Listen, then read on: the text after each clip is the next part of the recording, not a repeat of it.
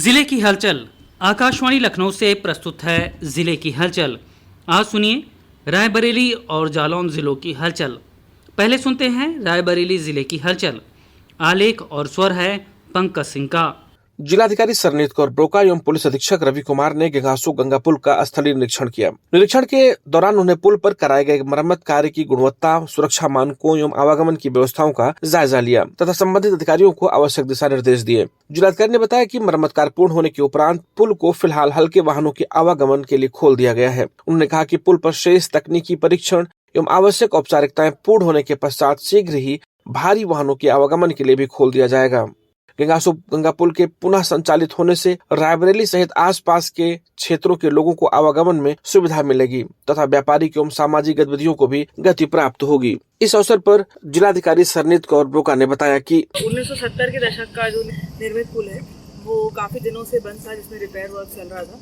अब अभी वो लाइट व्हीकल्स के लिए खोला गया है और जल्द ही उसको 10 से 15 जुलाई के बीच में हेवी व्हीकल्स के लिए भी खोल दिया जाएगा। जिला बेसिक शिक्षा अधिकारी राहुल सिंह ने बताया कि प्राथमिक विद्यालय दौतरा विकास क्षेत्र महाराजगंज जनपद रायबरेली ने राष्ट्रीय स्वच्छ एवं हरित विद्यालय रेटिंग SHVR प्रतियोगिता 2025-26 में विजेता बनकर एक नया इतिहास रच दिया है। भारत सरकार के शिक्षा मंत्रालय के निर्देशन में शैक्षिक सत्र 2025-26 हेतु देश के कक्षा 1 से 12 तक के कुल 14,75,000 समस्त सरकारी एवं प्राइवेट विद्यालयों में से यह प्रतियोगिता निर्धारित मानकों पर जनपद, राज्य एवं राष्ट्रीय स्तर पर आकलन कर अंतिम रूप से पूरे देश के कुल 191 विद्यालयों को इस पुरस्कार हेतु विजेता घोषित किया गया है, जिसमें उत्तर प्रदेश के प्राथमिक विद्यालय दौतरा विकास क्षेत्र महाराजगंज जनपद रायबरेली ने प्रत्येक स्तर पर उत्कृष्ट प्रदर्शन करते हुए अब राष्ट्रीय स्तर पर भारत में 91वीं रैंक प्राप्त कर इस प्रतियोगिता का राष्ट्रीय विजेता बन चुका है। उन्होंने बताया कि भारत सरकार द्वारा इस प्रतियोगिता के प्रत्येक विजेता हेतु जुलाई माह में नई दिल्ली में सम्मान समारोह आयोजित किया जाएगा, जिसमें प्रत्येक विद्यालय को प्रशस्ति पत्र के साथ 1 लाख रुपए की अतिरिक्त अनुदान राशि भी प्रदान की जाएगी। हेडमास्टर को शैक्षिक एक्सपोजर विजिट पर भी भेजा जाएगा।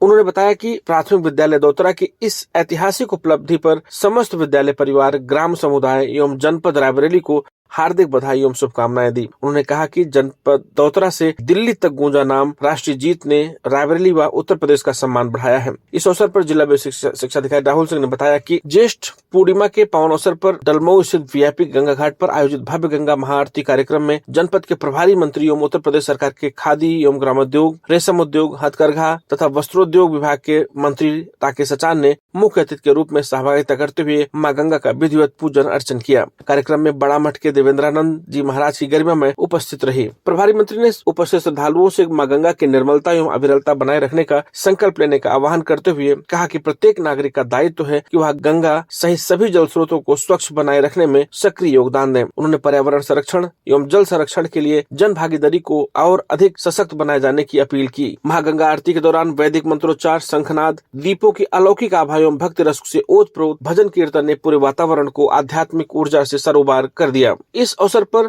आपदा एवं बाढ़ नियंत्रण में सराहनीय योगदान देने वाले नाविकों व गोताखोरों को सम्मानित भी किया गया। प्रधानमंत्री टीबी मुक्त भारत अभियान के अंतर्गत जनपद में 100 दिवसीय टीबी मुक्त भारत अभियान संचालित किया जा रहा है। अभियान के तहत टीबी रोगियों की शीघ्र पहचान, समय पर उपचार तथा जन जागरूकता बढ़ाने के लिए स्वास्थ्य विभाग द्वारा व्यापक स्तर पर गतिविधियां संचालित की जा रही हैं। इसी क्रम में सांसद KL शर्मा ने जनपदवासियों से टीबी उन्मूलन अभियान में सक्रिय भागीदारी करने की अपील करते हुए कहा कि टीबी मुक्त जनपद का सपना जन भागीदारी से ही साकार होगा। उन्होंने कहा कि यदि किसी व्यक्ति को 2 सप्ताह से अधिक समय तक लगातार खांसी, बुखार, लगातार वजन कम होना, रात में अत्यधिक पसीना आना अथवा बलगम के साथ खून आना जैसे लक्षण दिखाई दें तो उसे नजरअंदाज न करें। ऐसे व्यक्ति को तत्काल अपने निकटतम सरकारी स्वास्थ्य केंद्र पर जाकर टीबी की जाँच करानी चाहिए। जनपद न्यायाधीश अमित पाल सिंह, जिलाधिकारी सरनीत कौर ब्रोका व पुलिस अधीक्षक रवि कुमार ने जिला कारागार का निरीक्षण कर वहां की व्यवस्थाओं का जायजा लिया। निरीक्षण के दौरान उन्होंने सभी बैरकों का भ्रमण किया तथा कारागार की पाकशाला में बंदियों को दिए जाने वाले भोजन की गुणवत्ता, साफ सफाई, पेयजल और प्रकाश व्यवस्था का अवलोकन किया। उन्होंने अधिकारियों को निर्देश दिए कि सभी व्यवस्थाएं नियमानुसार दुरुस्त रखी जाएं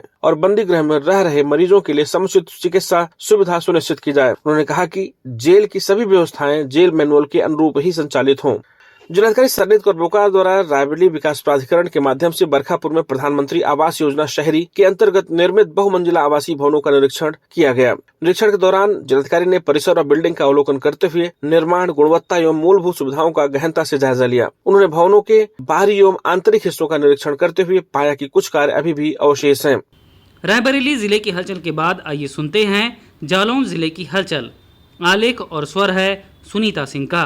केंद्र में एनडीए सरकार के 12 वर्ष पूर्ण होने के उपलक्ष्य में जालौन में आयोजित जन कल्याण एवं जन जागरूकता अभियान के अंतर्गत प्रदेश के गन्ना विकास एवं चीनी उद्योग मंत्री तथा जनपद के प्रभारी मंत्री संजय गंगवार ने विभिन्न विभागों द्वारा लगाई गई विकास प्रदर्शनी का शुभारंभ किया। प्रदर्शनी में 41 विभागों द्वारा केंद्र एवं प्रदेश सरकार की जन कल्याणकारी योजनाओं एवं उपलब्धियों को प्रदर्शित किया गया। उत्तर प्रदेश की पहचान बन चुकी आध्यात्मिक स्थलों के विकास, कानून व्यवस्था एवं आंतरिक सुरक्षा के सुदृढ़ मॉडलों को पहले और अब की थीम में प्रदर्शित किया गया। प्रदर्शनी में सूचना विभाग द्वारा लगाई गई विकास प्रदर्शनी विशेष आकर्षण का केंद्र रही, जिसमें केंद्र सरकार एवं प्रदेश सरकार की उपलब्धियों को चित्रों एवं जानकारियों के माध्यम से प्रदर्शित किया गया। कार्यक्रम में प्रभारी मंत्री ने प्रधानमंत्री सूर्यघर मुफ्त बिजली योजना, प्रधानमंत्री स्वनिधि योजना, मुख्यमंत्री उद्यमी योजना, विकास अभियान योजना, मुख्यमंत्री आवास योजना आदि के लाभार्थियों को अनुदान चेक और आवास स्वीकृत पत्र वितरण किए गए। प्रभारी मंत्री ने कहा कि प्रधानमंत्री नरेंद्र मोदी के नेतृत्व में बीते 12 वर्षों में भारत में विकास, सुशासन, आत्मनिर्भरता और जन कल्याण के क्षेत्र में ऐतिहासिक उपलब्धियां हासिल की हैं। उन्होंने कहा कि सरकार की योजनाओं का उद्देश्य अंतिम पंक्ति में खड़े व्यक्ति तक लाभ पहुंचाना है और आज करोड़ों गरीब किसान, महिला, युवा एवं वंचित वर्ग के इन योजनाओं से लाभान्वित होकर आत्मनिर्भर बन रहे हैं। केंद्र में एनडीए सरकार के 12 वर्ष पूर्ण होने के उपलक्ष्य में जनपद जालौन के युवाओं को स्वरोजगार एवं उद्यमिता के क्षेत्र में प्रोत्साहित करने के उद्देश्य से एक विशेष औद्योगिक भ्रमण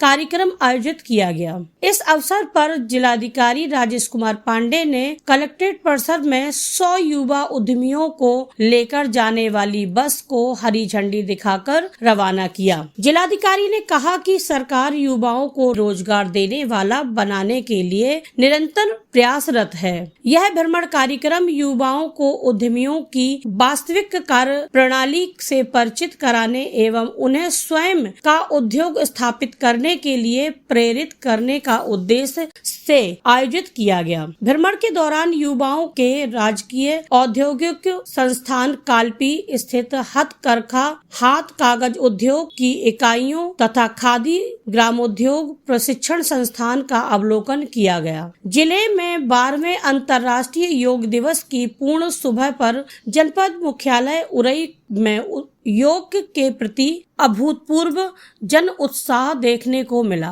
पहली बार इतनी बड़ी संख्या में नागरिक स्वयं सड़कों पर उतरकर दूसरों को योग के प्रति जागरूक करते नजर आए। लगभग 4000 लोगों ने टाउन हॉल के चौक, घंटाघर और रेलवे स्टेशन मार्ग होते हुए करीब 5 किलोमीटर लंबी भव्य जागरूकता रैली निकालकर स्वस्थ जीवन के लिए योग अपनाने का संदेश दिया। रैली को सदर विधायक गौरी शंकर वर्मा, जिलाधिकारी राजेश कुमार पांडे एवं मुख्य विकास अधिकारी के सिंह ने टाउन हॉल परिसर में हरी झंडी दिखाकर रवाना किया। रैली में उरई के सभी वार्डों से 100 से अधिक लोगों ने सहभागिता रखी। शहर के मुख्य चौराहों और मार्गों पर नागरिकों ने रैली का स्वागत किया तथा योग के प्रति जागरूकता फैलाने के लिए प्रयास की सराहना की।